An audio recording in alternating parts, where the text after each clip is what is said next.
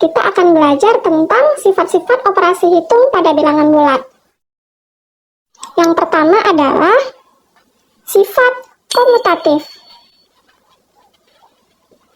atau disebut juga dengan pertukaran. Ingat ya, sifat komutatif ini hanya berlaku untuk operasi penjumlahan dan perkalian. Untuk penjumlahan, misalnya jika A ditambah B itu sama dengan B ditambah A. Dan untuk perkalian, misalnya jika A dikali B itu sama dengan B dikali A. Contoh ya, 3 ditambah 7, jika kita tukar menjadi 7 ditambah 3, itu hasilnya akan sama saja, yaitu sama-sama menghasilkan 10. Oke, jadi meskipun ditukar, mereka menghasilkan bilangan yang sama. Untuk perkalian juga seperti itu, misal 4 dikali 5, jika kita tukar menjadi 5 dikali 4, itu hasilnya akan sama saja, yaitu sama-sama menghasilkan 20. Nah, inilah yang disebut dengan sifat komutatif. Kita lanjut ke sifat yang kedua, yaitu asosiatif. Sifat asosiatif ini disebut juga dengan sifat pengelompokan. Sama seperti sifat komutatif, sifat asosiatif ini hanya berlaku untuk operasi penjumlahan dan operasi perkalian. Misal jika A ditambah B, kemudian ditambah lagi dengan C, itu sama saja dengan A ditambah dengan B tambah C. Kita langsung ke contoh.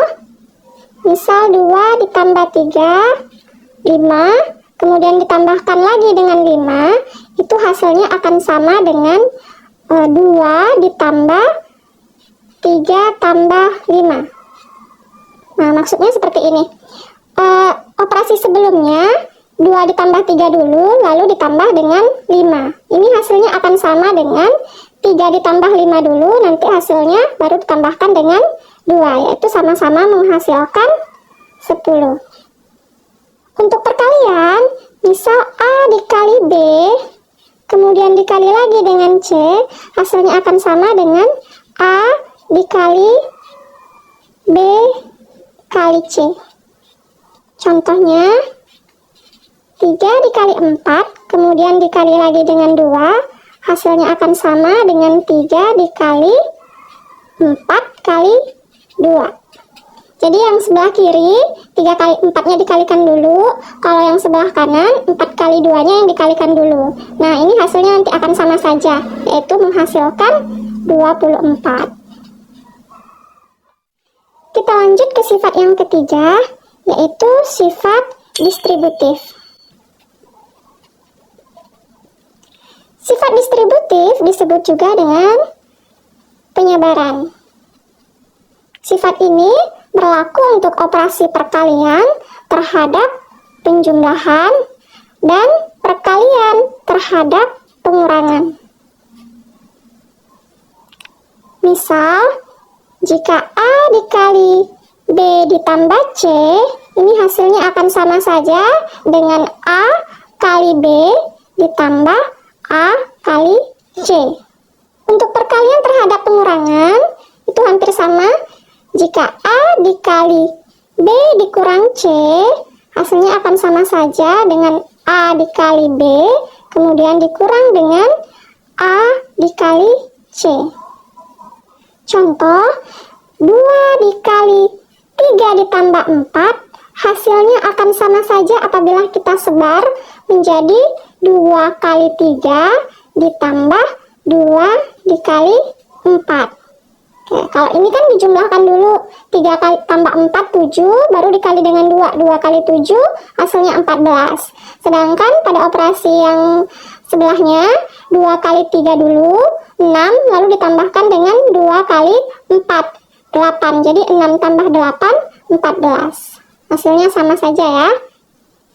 Contoh untuk perkalian terhadap pengurangan, misal 3 dikali 4 dikurang 2, itu sama dengan 3 dikali 4 dikurang 3 dikali 2, yaitu sama-sama menghasilkan 3 dikali 4 dikurang 2, 2. Jadi 3 dikali 2, 6, itu sama saja dengan 3 dikali 4, 12, dikurang 3 dikali 2, 6. 12 dikurang 6, itu sama dengan 6. Jadi, perkaliannya dikerjakan terlebih dahulu, baru dijumlahkan atau dikurangkan. Sifat yang keempat adalah unsur identitas. Untuk penjumlahan, unsur identitasnya adalah 0.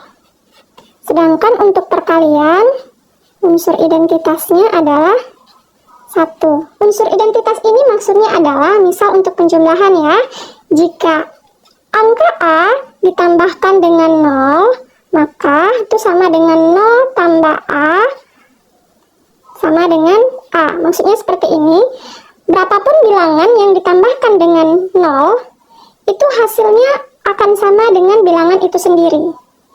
Contohnya misal 3 ditambah dengan 0 itu sama dengan 0 ditambah 3, hasilnya akan sama dengan angka sebelumnya, yaitu 3. Untuk perkalian juga seperti itu, berapapun bilangan yang dikalikan dengan 1 itu akan menghasilkan bilangan itu sendiri. Jadi A dikali 1 sama dengan 1 dikali A sama dengan A. Untuk contoh, kita misalkan 3 dikali 1 itu akan sama dengan 1 kali 3 dan akan sama dengan 3. Oke adik-adik, cukup jelas ya. Terima kasih sudah menonton.